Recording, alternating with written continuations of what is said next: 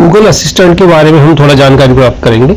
Google assistant को यदि आप अपने मोबाइल में इंस्टॉल कर लेते हैं तो उसकी सहायता से कोई भी गूगल में जब सर्च करना होता है आपको, तो वो आप इसकी सहायता से कर सकते हैं। जैसे मुझे यदि अभी सर्च करना है हिंदी भवन भोपाल के बारे में, तो मुझे गूगल असिस्टेंट को ऑन करना है और हिंदी भवन भोपाल इतना ही बोलना है, तो उसमें गूगल सर्च के माध्यम से सारे रिजल्ट जो है वो दिखने शुरू हो जाएंगे। दूसरा एक ऑप्शन और है कि जब हम कुछ मान लीजिए आपके पास में कोई लघु कथा है, कहानी है, कविता है, आप चाहते हैं कि वो लिखने की आवश्यकता ना पड़े, आप बोलकर उसको टाइप कराना चाहते हैं, तो आपके ही मोबाइल में एक टूल है या फिर एक एप्लीकेशन है जिसका नाम है नोटपैड। जैसा हमारा आमतौर पे नोटपैड होता है कागज पेन का जो है जिसका हम प्रयोग करते हैं, उसी प्रकार मोबाइल में भी एक नोटपैड का ऑप्शन होता है जिसमें आप बोलकर जो है गूगल वॉइस टाइपिंग आप ऑन कर लीजिए और नोटपैड की सहायता से आप उसमें आपका जो मैटर है उसको टाइप करवा सकते हैं। उसके माध्यम से आप लघु कथा, कविता ये जो है बोलकर टाइप कर सकते हैं, जिसको वॉइस टाइपिंग कहा जाता है। ये आप लोगों के लिए जो साहित्यकार लोग हैं या फिर रचनाकार लोग हैं उनके लिए बहुत ही उपयोगी ऐप है।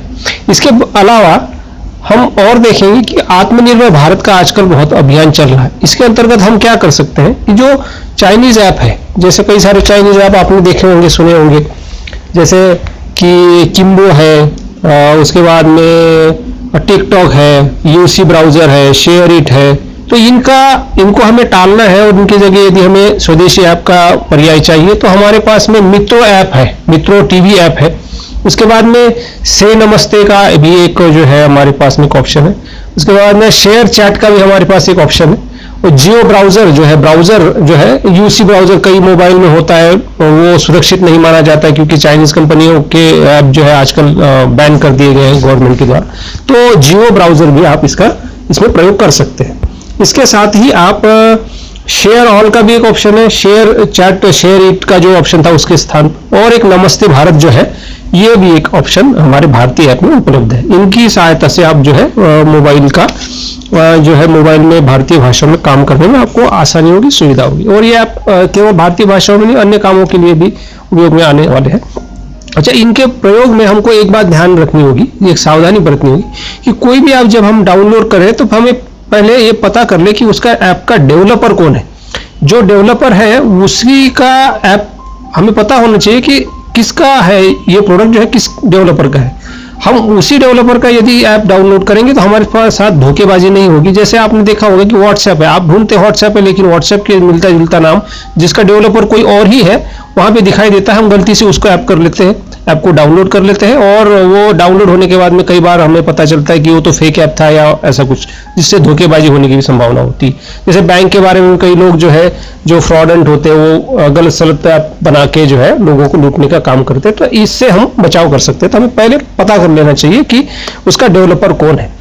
इसी के साथ हम ये देखते हैं कि कुछ महत्वपूर्ण वेबसाइट्स हैं जिनके माध्यम से आप भारतीय भाषाओं के बारे में जानकारी प्राप्त कर सकते हैं, टूल्स प्राप्त कर सकते हैं। इसमें सबसे महत्वपूर्ण जो है राजभाषा.net, RAJBHASHA.NET नेट, ये एक महत्वपूर्ण वेबसाइट है।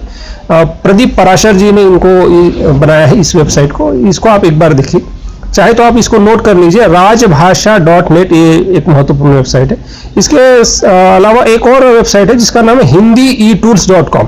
उदय कुमार जी ने इसको बनाया है, कलकत्ता के जो है उन्होंने इसको बनाया है। hindietools.com नाम की एक वेबसाइट है, इसको आप कृपया नोट कर लीजिए।